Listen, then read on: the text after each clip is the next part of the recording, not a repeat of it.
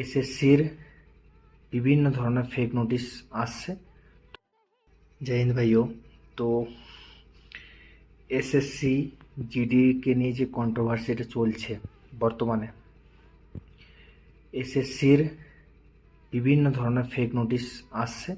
তো একটা fake notice দেখো, আমি একটা স্ক্রিনে দিয়ে দিচ্ছি যে এসএসসি জিডির পরীক্ষা রিশিডিউল হয়েছে, মানে পিছিয়ে গেছে, পোস্টপোন্ড হয়ে গেছে, মানে এখন স্থগিত রেখে একটু কিছুদিনের জন্য পিছিয়ে গেছে।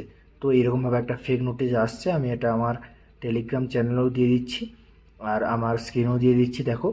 আর হ্যাঁ, এর লাস্ট 10 থেকে 15 সেকেন্ডে চেক করে দিচ্ছি যে তোমরা কিভাবে স্লট বুকিং থেকে শুরু করে এসএসসির সমস্ত নোটিশ কিভাবে পাবে। তো সেটা কিভাবে চেক করবে দেখো, আমি আমার স্ক্রিন শেয়ার করে তোমাদেরকে দেখাচ্ছি, ঠিক আছে? তো ভিডিওটা দেখো, আর দেখা হচ্ছে নেক্সট কোনো একটা ভিডিওতে।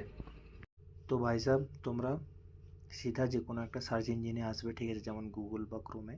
তো প্রথমে গিয়ে, আমি ক্রোমে এসেছি কেন সেটা আমি লাস্টে বলবো। দেখো, প্রথমে গিয়ে এসএসসি টাচ করবে।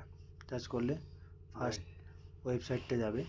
ওয়েবসাইটে গিয়ে এইখানে অনেক কিছু নোটিশগুলো নিচে এসছে, ঠিক আছে? এই নোটিশগুলো ভিউ অল করবে। ভিউ অল করার পরে সিধা টাচ করবে সিএপিএফ, ঠিক আছে?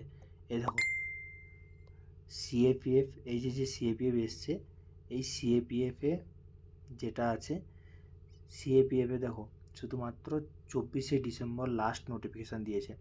এরপর এটাকে একবার রিফ্রেশ করবে।